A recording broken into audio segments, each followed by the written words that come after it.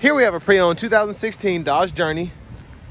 Now this Journey comes in the Crossroad Plus trim level. Billet silver metallic is the paint, and then we have black leather interior. The powertrain consists of a 2.4 liter naturally aspirated 4-cylinder engine that's mated to a 4-speed automatic transmission.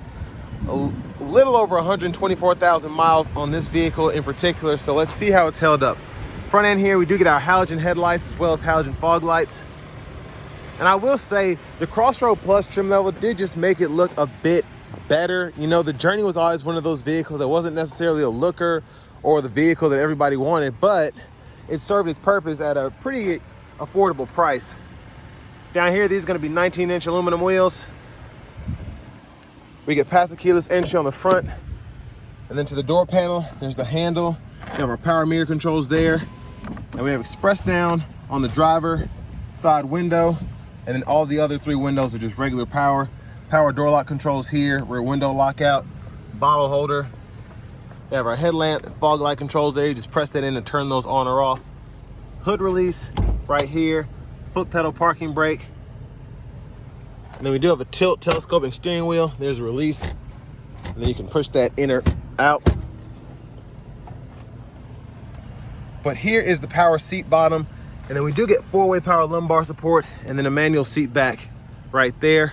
And I will say the leather's held up pretty good, I think, for this kind of mileage and this year. But I want to give a huge thanks to Auto Collection of Murfreesboro for allowing me to review this Journey today. I'll leave a link below in the description. If you're looking to find the best price on one of these closer to home, click that 3rd link down below. It takes just a minute to fill out your information, and I'll make sure the local dealers are fighting to get you the best price on this or whatever pre-owned vehicle you might be interested in.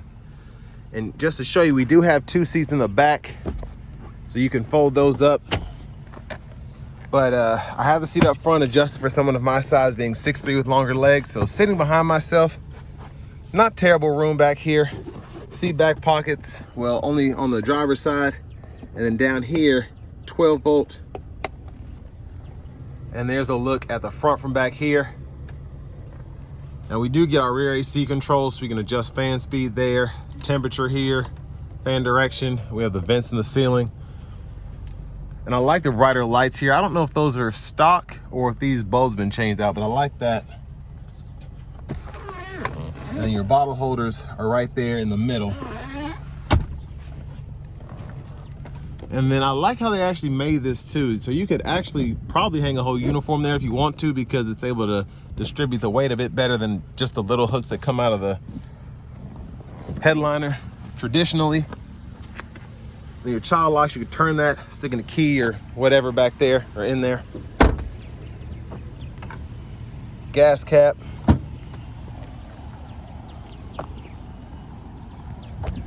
And there's a look at the back end. There's a spare. There's your exhaust.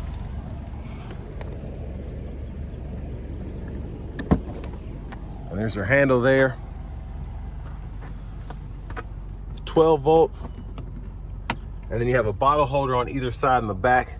And that's one thing I always liked about these. You did have that flexibility. If you only needed 5 seats, you had a whole trunk space back here. But if you needed to just take all your kids where they need to go, you can pull these seats up, and then you have that as well. You just kind of sacrifice the storage space in the back.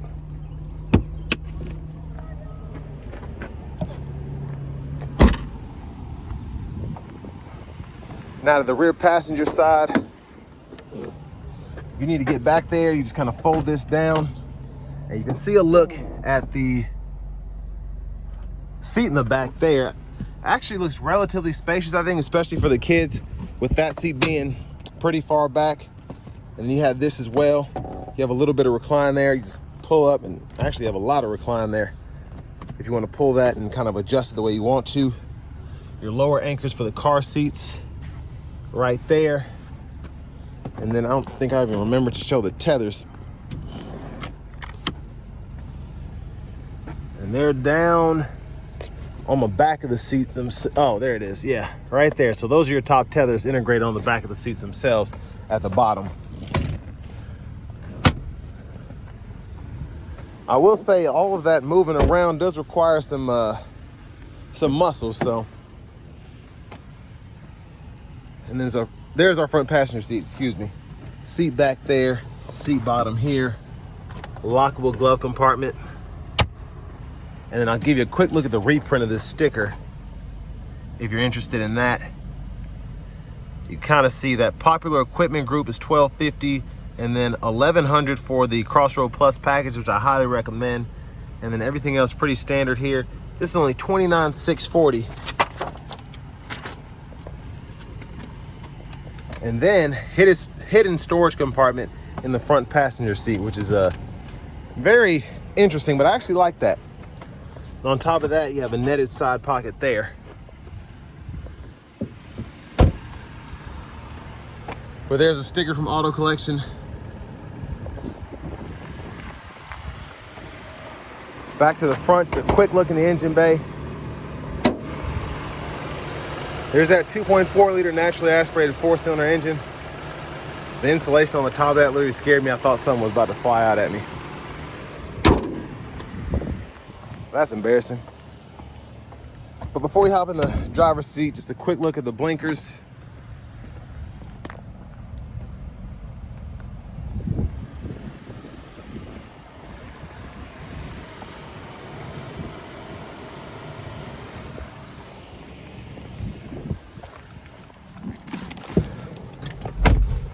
I'm gonna put the steering wheel back. So nice leather wrap steering wheel here. I actually like how thick the padding is. It just feels nice. There's the horn. Now over here to the infotainment system, we have the controls for fan direction, all that in the screen. You have buttons for all of your defrosters, the temperature, and the fan speed there, but you can kind of adjust in here as well, which I actually like the touchscreen on the, I guess this body style Dodge, just this, I guess, time frame, if you will. The Durangos had this. A lot of these like 15 to 18 models had this screen. I thought it was pretty nice. But you have the 2-stage heated seats, heated steering wheel for the driver. And then radio is there. You get AM, FM, satellite. And then you have a CD drive there. And then you also have Bluetooth and aux input, USB, and an SD card reader. Your settings, you can go through your display if you want to fool with that. Set your language here. Change your units from US to metric. And then there's the actual phone screen there if you want to pair your phone up. Hazards are right there. The SD card reader's here. The CD drive is there. And then you have a pretty good storage pocket there. 12-volt bottle holders. Then for the shifter, just hit the brake, reverse, neutral, drive, and then you can come down here for the auto stick mode. So you have downshift, upshift, and you have those 4 speeds there. Center console cubby space, you have a removable tray right in there. And then you have another 12-volt aux input and a USB-A drive, or input, excuse me. There's a look at the back seat from up here. And then you have your mirror there for the back, sunglasses holder as well. Your lights there, garage door transmitter, vanity mirror. But back up to the front, left side stock, blinkers, then your wipers. There's the fluid, and then you have your intermittent settings right there. Rear wiper, intermittent, and then off, fluid there, high beams. And then behind the steering wheel on the left side, we can toggle track lists or the radio stations. And then on the right side, volume up and down there. Voice recognition, Bluetooth button, and then these arrows go through this middle part of the gauge cluster so we can see the fuel economy. And then we can go down here, trip info, tire pressure monitors there. And then this vehicle info, we can see the engine hours, the coolant temp, oil temp. So I mean, it was actually pretty useful, I think. And then standard cruise, we can turn that on or off, cancel, set your speed there. Push button start. Finally, here's the key fob, and we do have remote start as well. But next, let's go ahead and take this 2016 Dodge Journey Crossroad Plus out on the road for a test drive. So starting the test drive in this Dodge Journey, It's you know, it's transportation. I don't want to call it anything it's not, but so far, knock on wood, this thing is driving very nicely to have a 4-speed automatic, to have a 2.4 liter 4-cylinder. It's just doing what I expected to do with so far no trouble whatsoever. So that's always good, especially on an older Dodge. You know, the Journey doesn't have the best reliability record. Now, a lot of that just has to do with maintenance not being done correctly, kind of like the Nissan CVTs. But a lot of it does have to do with just the way some of these parts were made. And if you take it to the dealer and it's not under warranty, a lot of these expenses can be costly. And what people tend to do is not fix these things, and then it's a snowball effect. So this isn't running right, so this causes this to work harder, then this goes out. And that's how you get a lot of these Journey turd sandwiches. But this vehicle's been driving pretty nicely. When I first got into it, it just it had been sitting a minute, so I started it up and it kind of was just bogging, and I mean slightly, only because I was paying attention. And ever since then, it's been running smoothly, it's been running great. So it might have been a low battery and the alternator charged it back up, and that made it run right. But so far so good, long story short.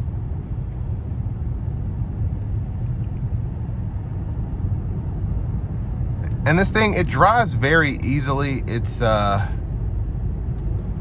you know, it's smooth when it comes down the road here. The suspension's right, everything's been tuned up here, so it's very easy to drive. And even with a 4-cylinder pushing basically a mid-size SUV, I'm not having any issues getting up to speed, accelerating, things of that nature.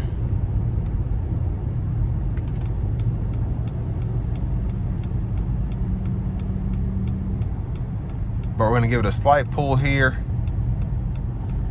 Not gonna give it a, you know, bring it to a stop. I'm gonna give it a little something.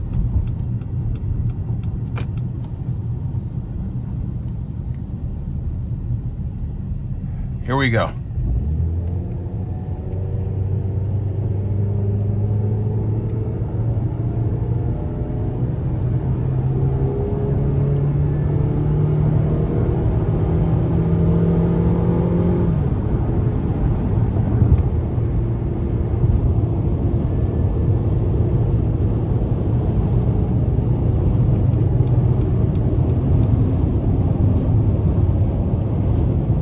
So I mean, there was that. Now I want to give a huge thanks once again to Auto Collection of Murfreesboro here in Murfreesboro, Tennessee, for allowing me to review this Journey today.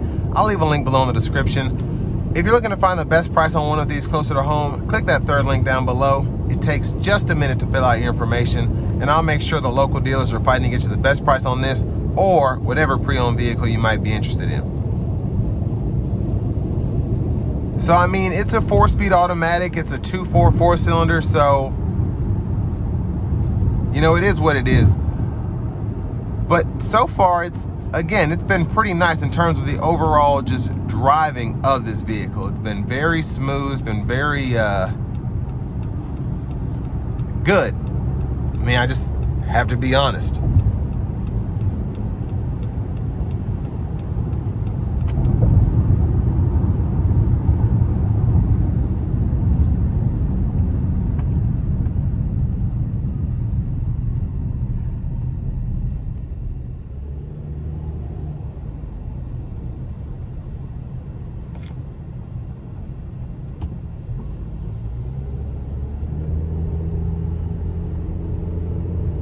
Now, in terms of what you get for the money here, I mean, it's a 125K mile vehicle. It's $8,300. It's transportation. You might have to fix some things when that comes, you know, to life. But other than that, it's a pretty solid vehicle, I think. Especially if you can fix this yourself. A lot of this stuff you can do at home. There are YouTube videos out on it, all of that. So it's not super difficult. What I will say is a lot of these jobs, you want to get into the Reddit columns and things of that nature, because this is pretty high miles for a Journey. You might want to fix one thing while fixing something else, you know, fix 3-4 things at a time while you got the brakes off, whatever it is. and that'll save you labor, whether you're doing it at a repair shop or doing it yourself. But again, this one seems to be in pretty good shape for what it is. Now, it's a 4-cylinder that's pulling this big SUV with 4 gears, so again, that's something else you want to keep in mind. It's not overly peppy, but I mean, it gets the job done, especially for this money, and considering this is a 2016 Dodge Journey.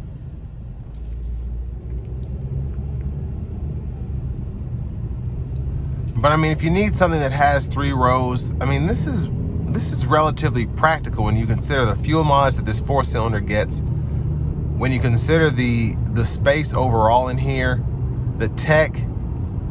The only thing is, it's a Dodge Journey, so there are a lot of things that are lacking in terms of the powertrain, in terms of the reliability record. But reliability, if you can fix things yourself, that's really not a big deal.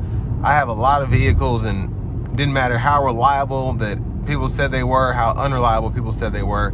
If I did the maintenance on them, they were in a lot better shape than if I didn't do the maintenance on them. And even the most reliable vehicles, the one I got would end up being the least reliable thing I've ever owned. So these are all things that you have to consider when you're just looking at cars in general. You have to see how they're maintained. You have to see what things go wrong with them, what they're known to be good or bad about, whether it's transmissions, oil leaks, whatever.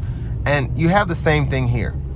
And the other question you have to ask yourself is, how much am I willing to basically sacrifice in terms of amenities? How many things am I willing to just let slide so that I can have the vehicle that I want, the vehicle that I can afford? You know, these are all the questions that you have to ask yourself. But all that being said, this will bring me to the end of my review of this 2016 Dodge Journey Crossroads Plus.